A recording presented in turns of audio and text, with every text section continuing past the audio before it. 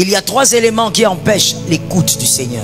Aujourd'hui, les enfants de Dieu, les chrétiens, ont du mal à écouter la voix de Dieu à cause de 3 choses. Je pourrais même dire 4. La première chose, l'orgueil. Proverbe 11:2, l'orgueil. Tu es tellement orgueilleux que toi tu penses que tu sais tout. Et personne n'a quoi que ce soit à te dire, même pas Dieu.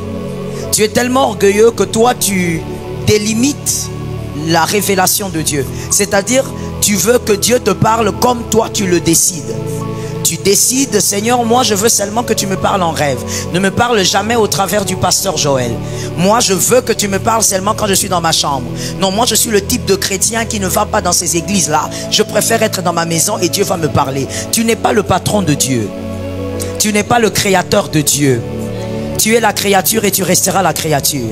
Ce n'est pas toi. Celui qui est intelligent a compris. Voilà pourquoi celui qui est intelligent a dit Amen. Parce que celui-là, il a compris ceci. Ce n'est pas toi qui crée le système.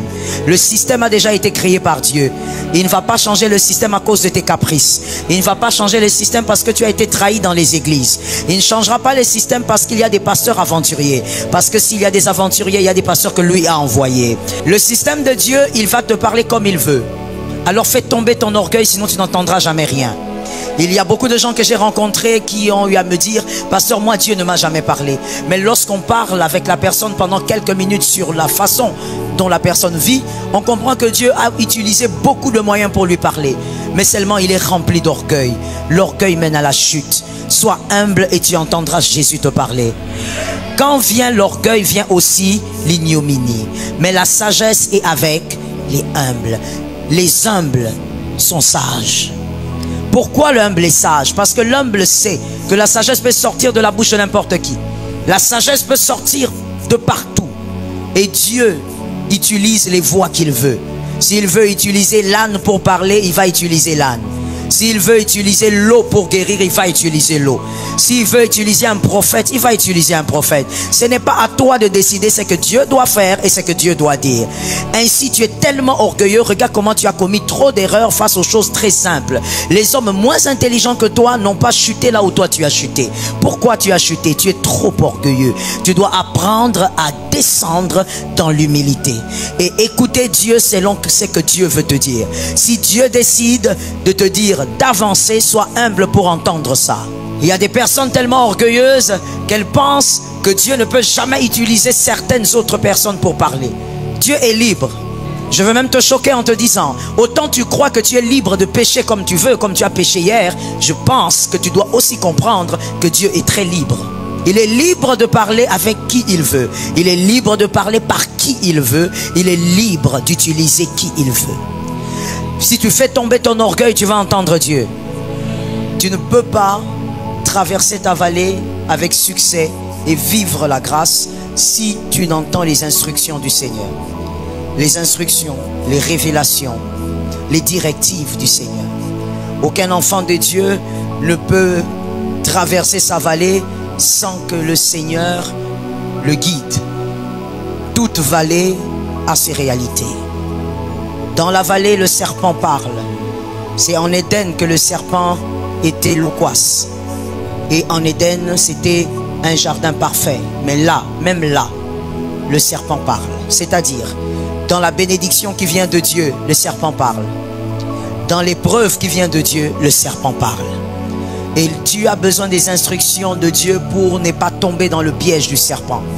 Pour ne pas confondre la volonté de Dieu et la volonté du diable. Il faut que dans la vallée, tu sois capable d'écouter Dieu. Écouter les directives du Seigneur. Quand tu traverses des moments difficiles, cherche la révélation. Tu dois avoir la révélation. Tu ne peux pas t'attendre à une table dressée en face des adversaires si pendant les moments difficiles, Dieu ne te parle pas. Ta volonté n'est pas forcément la volonté de Dieu. Il ne suffit pas de dire je veux. Ce que tu veux peut ne pas être ce que Dieu veut. Tu dois entendre Dieu. Non, cette situation me fatigue. Ça te fatigue toi. Mais est-ce que Dieu veut que tu sois fatigué? Peut-être que Dieu veut que tu persévères, que tu continues. Il est important que face au vent violent, que tu te poses la question, qu'est-ce que Jésus a à dire? Qu'est-ce que Jésus me dit? La houlette, c'est le parler de Dieu dans la nouvelle alliance. Dieu doit te parler, t'orienter, te révéler. Le psaume 23, 4 à 5. Le psaume 23, 4 à 5. Je vous laisse titrer cet enseignement comme le Seigneur vous le communiquera. Je refuse de le titrer, que chacun, selon ce que l'esprit de l'enseignement va communiquer, vous allez placer le titre. Le psaume 23, 4 à 5. Quand je marche dans la vallée de l'ombre de la mort, je ne crains aucun mal, car tu es avec moi. Ta houlette et ton bâton me rassurent. Pour ceux qui ont des Bibles ou pour ceux qui peuvent voir au loin, nous allons le lire ensemble, s'il vous plaît. 1, 2, 3. Quand je marche dans la vallée de l'ombre de la mort, je ne crains aucun mal, car tu es avec moi. Ta houlette et ton bâton me rassurent. Tu dresses devant moi une table en face de mes adversaires. Tu oins d'huile ma tête et ma coupe déborde. Amen. La table, c'est après la vallée. La joie, c'est après les larmes. Le sourire après la douleur. C'est la façon de faire de Dieu, c'est le fonctionnement de Dieu. Ça ne changera pas malgré nos désirs. Le sourire après la douleur. Il y a 3 conditions pour vivre le verset 5, c'est-à-dire pour que vous puissiez être face à la table que Christ dresse devant vos adversaires, pour que le Christ vous accorde la victoire devant vos adversaires. Il y a ici 3 conditions selon le psaume 4. La première condition, s'il vous plaît, nous notons. Petit a, marcher malgré la douleur. Je marche, c'est-à-dire je garde la foi dans la vallée. Garde la foi dans la vallée malgré les réalités. La foi, sa puissance se révèle face aux réalités. Lorsque la réalité n'est pas contraire à ta foi, tu n'es pas encore dans la foi. La foi, c'est lorsque votre réalité est contraire à votre foi. Vous voulez un enfant, mais vous êtes stérile. Vous voulez un enfant, mais Sarah est ménopausée. Vous voulez aller en Canaan, mais il y a des géants. Vous voulez la paix, mais les Madianites sont là. La foi se manifeste lorsque la réalité est contraire. Et dans ces textes, le 4, on nous dit « Je marche ». David marche, c'est-à-dire malgré les réalités, les problèmes, il faut continuer de marcher, continuer de garder la foi. Lorsque la réalité est étrange, c'est là que la foi doit parler. Dis ça à ton voisin. La foi ne s'exprime pas lorsque tout va bien. Lorsque votre foi ressemble à votre réalité, ce n'est donc pas la foi. Vous êtes simplement en train de vivre votre vie. La foi commence lorsque la réalité est contraire à votre foi. Petit b, deuxième condition pour vivre le sourire après la vallée, on parle de la houlette. La houlette. Je vous redemande d'écrire en silence. La houlette. La houlette du berger. Ici, il y a précision. Il y a plusieurs types de houlettes. Mais ici, on parle de la houlette du berger. La houlette du berger est un bâton d'orientation. Ça permet d'orienter les brebis, de conduire les brebis. Je ne vous vois pas noter. Vous devez noter. Il ne faudrait pas être dans l'église sans noter. Et vous êtes trop jeune pour vous comporter comme ça. Il faut noter.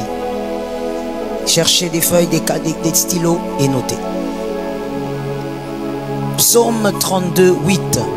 Psaume 32, 8. Le psaume 32, 8. Je t'instruirai et te montrerai la voie que tu dois suivre. Je te conseillerai, j'aurai le regard sur toi. La houlette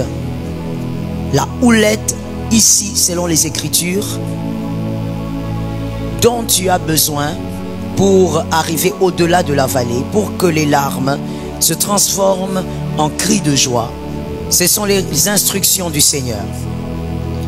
Tu ne peux pas traverser ta vallée avec succès et vivre la grâce si tu n'entends les instructions du Seigneur. Les instructions, les révélations, les directives du Seigneur. Aucun enfant de Dieu ne peut traverser sa vallée sans que le Seigneur le guide. Toute vallée a ses réalités. Dans la vallée, le serpent parle. C'est en Éden que le serpent était loquace. Et en Éden, c'était un jardin parfait. Mais là, même là, le serpent parle. C'est-à-dire, dans la bénédiction qui vient de Dieu, le serpent parle.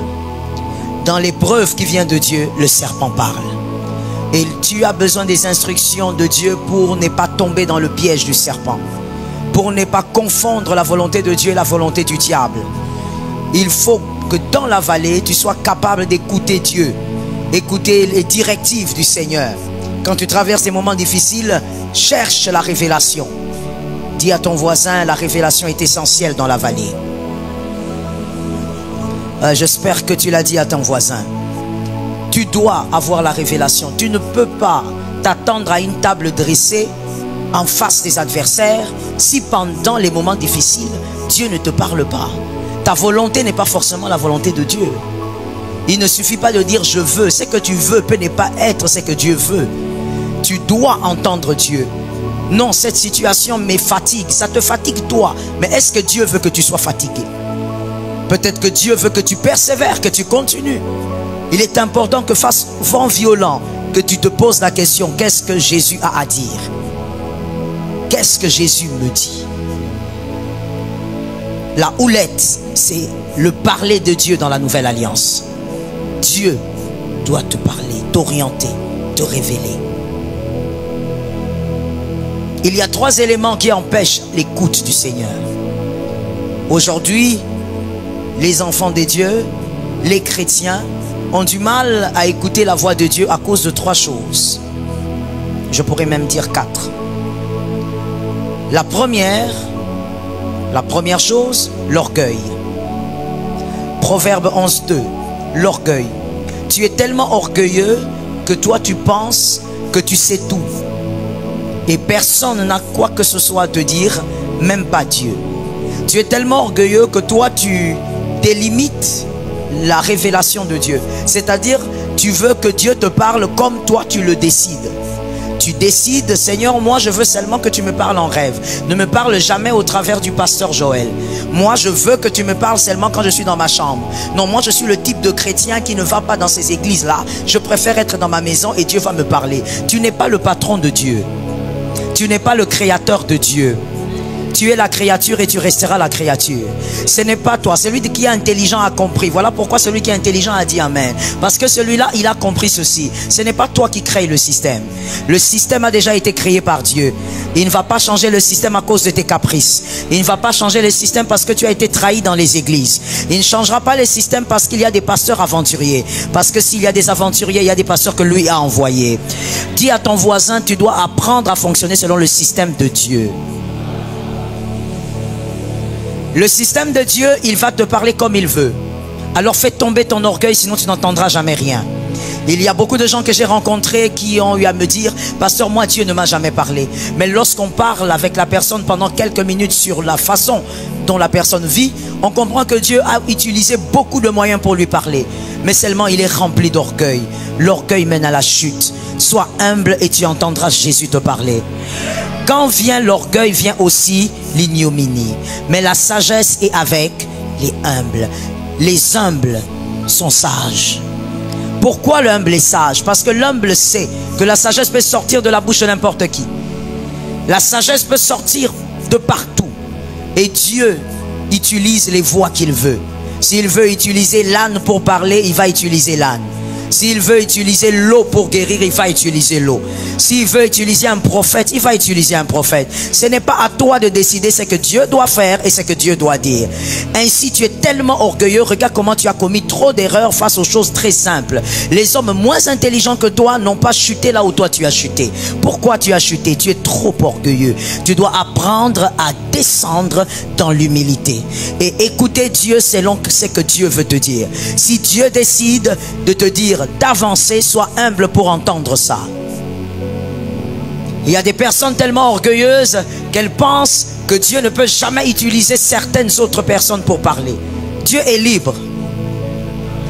Je veux même te choquer en te disant, autant tu crois que tu es libre de pécher comme tu veux, comme tu as péché hier, je pense que tu dois aussi comprendre que Dieu est très libre. Il est libre de parler avec qui il veut. Il est libre de parler par qui il veut. Il est libre d'utiliser qui il veut. Si tu fais tomber ton orgueil, tu vas entendre Dieu. Deuxième élément qui t'empêche d'entendre Dieu, la distraction. Luc 10, 40. Luc 10, 40. La distraction. Luc 10, 40. La distraction. Marthe, occupée à divers soins domestiques, survint et dit, Seigneur, cela ne te fait-il rien que ma sœur me laisse seule pour servir? Dis-lui donc de m'aider. Pendant que Marie entend Jésus, sa sœur Marthe, elle travaille. Quand Jésus parle, on ne travaille pas, on entend. Voilà le problème avec la plupart des chrétiens aujourd'hui en ce temps. Il y a trop de déséquilibre dans ce que tu fais. Lorsque Jésus parle, on ne travaille pas. Lorsque Jésus parle, on ne chante pas. Lorsque Jésus parle, on ne parle pas. Voilà pourquoi il y a des gens pendant la prédication, ils parlent. Au lieu d'entendre, ils parlent. Il est là en train de causer avec le voisin. Même pas demander un verset, il cause. Tu es dans une distraction totale. Peut-être que la phrase que tu as ratée, c'est la phrase de ta destinée. Peut-être que la phrase que tu as ratée, c'est celle que Dieu t'avait envoyée pour que tu saches comment tu vas gérer le problème qui s'est élevé contre toi au début de l'année. Lorsque Dieu parle, il n'est pas être distrait pour capter ce qu'il a à dire. C'est pourquoi Jésus a dit à Marthe, Marthe, tu fais n'importe quoi. Tu crois que je suis venu chez toi pour manger? Tu crois que je suis venu chez toi pour boire? Je suis venu chez toi pour que tu m'entendes. Parce que bientôt, quelque chose va vous arriver. Vous aurez besoin de ce que j'ai dit pour vous fortifier. Lorsque Dieu te parle, c'est toujours pour l'avenir. Dieu n'est pas un père qui parle pour le présent. Quand Dieu te parle, c'est pour l'avenir. Il faut faire très attention à ce qu'il dit. Lorsque tu sors par exemple d'un culte ou d'une prédication, tu dis, je ne sais pas ce qu'on a prêché. Mon frère, tu es dans une distraction totale. Quand le Seigneur parle, c'est pour les 2 minutes qui arrivent, les 10 minutes qui arrivent et même les 5 ans qui arrivent. La distraction va te faire rater ta part. Tu n'es pas obligé d'entendre comme le voisin. Tu n'as pas la destinée du voisin. Que tes oreilles soient aiguisées pour entendre ce que les autres n'entendent pas. David a dit, tu parles une fois, j'entends 2 fois. Parce que moi, je ne suis pas les autres. Je ne suis pas Saül. Moi, je sais que je suis un grand roi et que je dois mourir sur le trône. Oui, les hommes qui doivent mourir sur le trône entendent Dieu différemment. Ils entendent Dieu partout. Ils ne sont pas dans la distraction. Le téléphone vous distrait. Équilibrez votre vie. Dieu vous a parlé, mais vous étiez sur TikTok. Quand Dieu voulait vous parler le soir, vous étiez sur TikTok. Dieu voulait vous parler, mais vous étiez en train de regarder je ne sais pas quoi. Mettez de l'ordre dans votre vie, Dieu va vous parler. La distraction éloigne l'essentiel d'une vie. Est-ce que tu peux le dire à un frère? La troisième chose qui vous empêche d'écouter Dieu, d'écouter les instructions divines, l'instabilité spirituelle. L'instabilité spirituelle. Exode 2:9.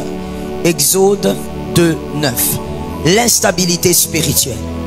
Tu ne peux pas sortir de la vallée si tu n'écoutes pas Dieu. Écoutez la volonté de Dieu afin de vivre la gloire après la vallée.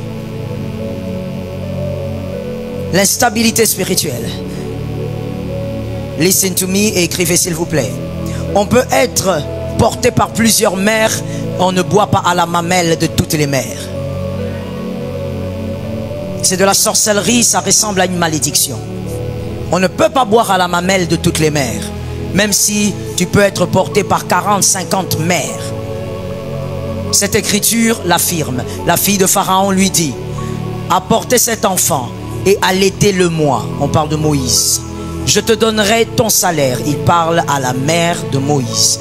La femme prit l'enfant. La femme, c'est la mère de Moïse. Et l'allaita. Est-ce que la fille du Pharaon n'avait-elle pas des seins? Je pose la question à ceux qui lisent la Bible. la fille du pharaon n'avait-elle pas des seins? Est-ce que la sœur de Moïse, Myriam, sa grande sœur, qui était déjà très grande, c'est elle d'ailleurs qui avait parlé avec la fille de pharaon, elle avait près de 14-15 ans, n'avait-elle pas des seins? Mais on prend l'enfant, on ramène l'enfant vers la mère qui doit allaiter. Ton instabilité spirituelle t'empêche d'écouter Dieu parce que tu bois auprès de plusieurs mamelles. Aujourd'hui, tu entends, c'est que le prophète à gauche a parlé. Demain, c'est celui qui est à Londres. Après-demain, c'est celui qui est en Afrique du Sud. Et ensuite, celui qui est en Djili. Et puis au Bas-Congo. Toi, tu bois à plusieurs mamelles. Voilà pourquoi il y a une très grande instabilité dans ta vie. Et tu te poses la question, mais pourquoi cette vallée ne s'arrête pas? Elle ne s'arrête pas parce que tu n'as pas encore entendu Dieu. Tu te disperses quand il faut entendre Dieu. On ne boit pas à plusieurs mamelles. Moïse a bu à la mamelle de sa mère.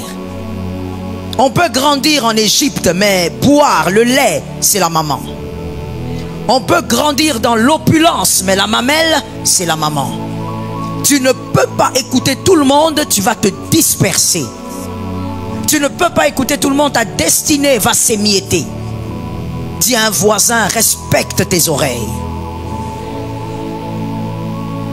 Tu es là maintenant, regarde comment tu es bouleversé. Et ça c'est triste. En ce temps, la Bible est là, ouverte en plusieurs langues. Regarde comment tu es bouleversé. Tu ne sais même plus s'il faut payer la dîme ou pas. Tu ne sais pas. Parce que ce qu'on prêche ici, c'est autre chose. Tu as entendu sur TikTok, autre chose. Tu as entendu sur Instagram, autre chose. Regarde comment ta foi est en dents de scie. Tu payes la dîme en janvier, en février, tu ne payes pas. Tu es bouleversé parce que tu n'as aucune conviction. Dis à un frère, ton manque de conviction est dû à la dispersion. Tu ne sais pas quoi faire. Tu ne sais même pas s'il faut donner les actions de grâce ou pas, ou même si c'est biblique. Pourquoi? Parce que tu écoutes tout le monde. Toi, tu es un enfant désordonné. Tu bois à toutes les mamelles. Il y a trop de mélange de lait en toi. Trop de mélange. Et tu dis, mais je ne comprends pas. Dieu ne me parle pas clairement. Dieu n'est pas un Dieu de désordre. Il ne va pas te parler clairement pendant que tu écoutes tout le monde, sauf personne. Ruth a dit à Naomi. Naomi plutôt, elle a dit à Ruth, maintenant je vais te faire du bien. Mais commence par te laver.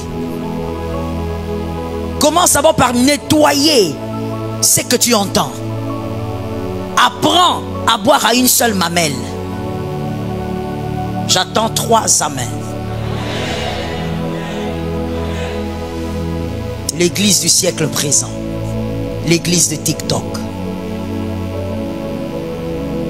Apprends à boire à une seule mamelle. Et là tu sauras quand on te dit, écoute, il faut mettre l'huile sur la tête. Tu comprends pourquoi on met l'huile sur la tête. Tu vois les écritures. Ah oui, les apôtres, ils avaient pris l'huile, ils ont mis sur les malades, ils ont mis sur les personnes. Tu sais ce qui est écrit. Au lieu d'être là, ballotté, tout vent de doctrine t'emporte. Quel type de Moïse? Moïse ne peut pas devenir libérateur s'il boit partout. Désordre spirituel. Et par là, vous savez, je peux directement comprendre que quelqu'un comme ça, même dans sa vie, est désordonné. Tu n'as aucune discipline. On ne peut pas avoir plusieurs médecins. Il y aura un problème. Tu vas suivre le diagnostic de qui? Tu ne peux pas avoir plusieurs avocats. Et même si tu en as 3, tous travaillent ensemble. Avec un même esprit. Une même vision. Mais toi, tu bois à plusieurs mamelles. Ainsi, Dieu parle, mais tu ne sais pas aller à gauche ou aller à droite. Ça te met en retard. Que Jésus t'aide à te discipliner. 4e chose qui vous empêche d'écouter Dieu, le manque d'obéissance. Jean 14, 23. Le manque d'obéissance. Jean 14, 23. Le manque d'obéissance. Jésus lui répondit, si quelqu'un m'aime, il gardera ma parole. Et mon Père l'aimera. Nous viendrons à lui et nous ferons notre demeure chez lui. Obéir, c'est aimer. Là où il n'y a pas d'amour, on n'obéit pas. Là où on n'a pas d'amour, on est mécanique, on est robotique. On fait les choses mécaniquement. Mais là où il y a l'amour, il y a l'obéissance très facile. Lorsque l'obéissance n'émane pas de l'amour, ce n'est pas de l'obéissance, ça vire, ça devient de l'hypocrisie. Ce n'est plus de l'obéissance. On fait les choses parce qu'on est hypocrite. On veut présenter une face qu'on n'a pas. Mais tout amour obéit. Ainsi, un jour, il y a une dame qui m'a dit, vous savez, pasteur, moi, je prendrai, c'est une américaine, elle me dit, moi, je prendrai pas le nom de mon mari quand je me marierai. Je ne sais même pas pourquoi les femmes le font. Moi, je ne prendrai pas. J'ai pas besoin de ça. J'ai mon nom, je suis fier de mon nom. J'ai dit, ben oui, c'est un choix, c'est comme tu veux. Et puis, à un moment donné, je lui ai dit, tu sais, c'est un choix très libre. Mais je veux aussi te dire une autre vérité. C'est que la vérité est que si tu as cette décision jusqu'ici, c'est parce que tu n'as pas encore aimé. Le jour où tu rencontreras un homme que tu vas aimer, tu n'auras même pas besoin qu'on te demande de prendre son nom. Tu vas désirer son nom.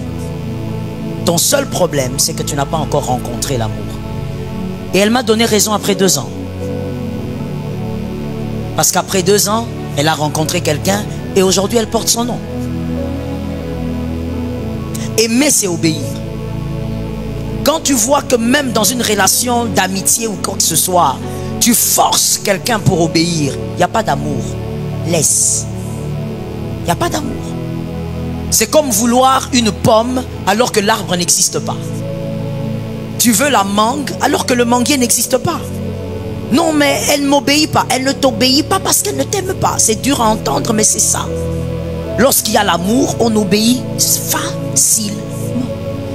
Lorsqu'il y a l'amour, ce n'est même plus de l'obéissance. Ça veut dire qu'on baigne dedans. C'est pourquoi Jésus a dit, celui qui m'aime, garde la parole. C'est automatique. Si tu ne l'aimes pas, tu n'obéiras pas. Que Dieu te délivre de la têtudesse diabolique. J'ai entendu 2 personnes, je ne sais pas si 2 personnes sont concernées. Que Dieu te délivre de cet orgueil qui t'empêche d'obéir à Dieu. Certaines personnes disent, j'attends que Dieu me parle. Non, il est fatigué de toi. Je te choque peut-être, mais je te le dis. Il est fatigué de toi. Pourquoi? Parce qu'il t'a dit des choses jusqu'aujourd'hui, tu n'as jamais obéi. Tu veux qu'il te dise autre chose? Toi, ton obéissance, tu es toujours dans la procrastination. Je ferai demain. Qui te dit que tu auras la vie demain? J'agirai demain. Je prierai demain. Je ferai demain. Celui qui obéit, Dieu lui parle. Parce que Dieu peut compter sur toi. Dieu aime l'obéissance plus que tout sacrifice. Même si tu donnais des maisons à Dieu, si tu n'es pas obéissant, tu n'as rien fait du tout.